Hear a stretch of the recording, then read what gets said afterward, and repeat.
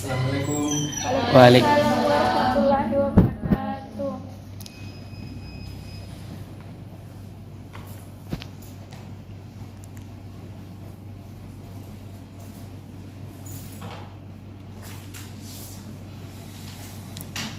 Apa kabar adik-adik? Baik, Pak.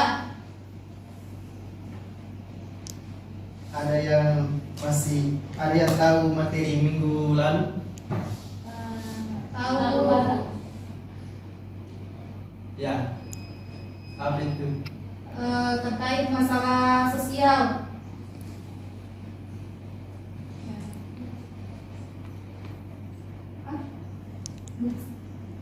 Ya, coba jelaskan. Baik, terkait masalah sosial, yaitu masalah atau konflik yang terjadi di lingkungan sosial yang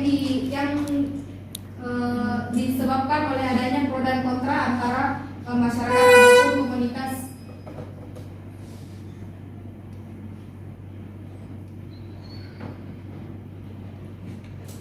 Ya.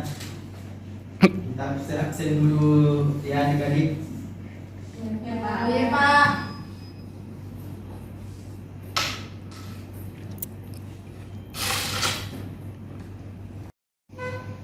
Ya, kita absen. Yang pertama Indriani, Hadir, Pak. Ibu Ana, Hadir, Pak. Selvia, Hadir, Pak. Muhammad Hidayat. Hadir Pak. Sebelum kita memulai pembelajaran, ketua kelas silakan pimpin doa. Sebelum kita memulai pelajaran pada hari ini, baiknya kita berdoa sesuai dengan agama dan keyakinan kita masing-masing. Berdoa dimulai. Amin. Berdoa selesai.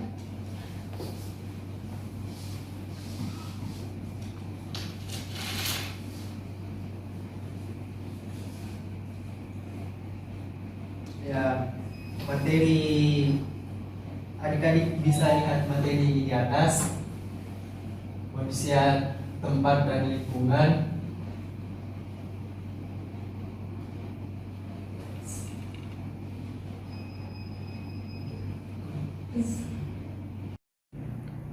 Materi pertama, konsep ruang dan interaksi antar ruang.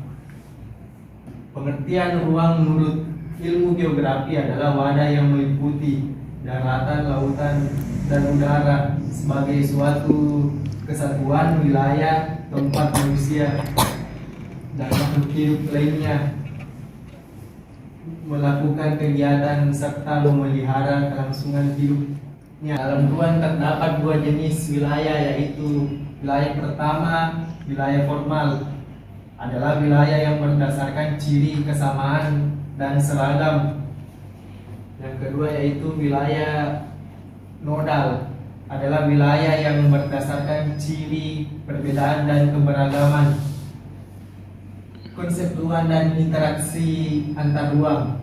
Perbedaan karakteristik ruang tersebut menyebabkan adanya interaksi antar satu ruang dengan yang lainnya, termasuk komunikasi antar manusia yang tinggal di dalamnya. Yang kedua yaitu interaksi merupakan suatu proses yang sifatnya timbal balik dan mempunyai pengaruh terhadap tingkah laku, baik melalui kontak langsung atau tidak langsung. Yang ketiga yaitu interaksi antar ruang dapat berupa pergerakan orang, barang, atau informasi dari daerah asal menuju daerah tujuan atau dari suatu daerah ke daerah lain. Konsep ruang dan interaksi antar ruang. Contoh interaksi antar ruang di Indonesia: menempatkan sebuah ruang publik seperti rumah sakit, sekolah, pasar, dan lainnya yang bisa terjangkau wilayah-wilayah lainnya. Membuka akses transportasi yang menjangkau daerah-daerah terpencil. media komunikasi yang baik secara langsung yang dapat menjangkau wilayah yang lebih jauh, konektivitas antar ruang dan waktu.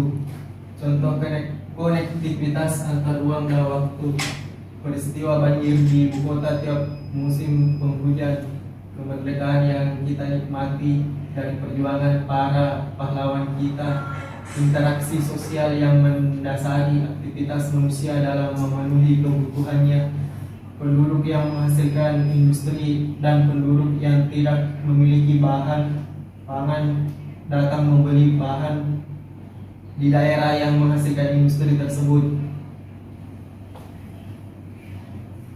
Nah, Bapak jelaskan materi tadi, ada tugas di rumah. Silakan adik-adik perhatikan di atas dan dicatat. Iya, Pak. Adik-adik, ada yang bisa simpulkan materi yang tadi? Saya, Pak. Oke, jadi terkait materi tentang konsep ruang dan interaksi antar ruang, dapat kita simpulkan bahwa ruang itu merupakan wadah yang meliputi lautan, udara, dan daratan sebagai suatu kesatuan wilayah atau tempat hidup makhluk hidup untuk melakukan kegiatan atau keberlangsungan hidupnya.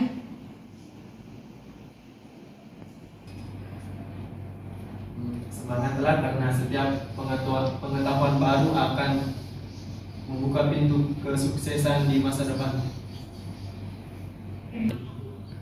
Terima kasih, sekian dari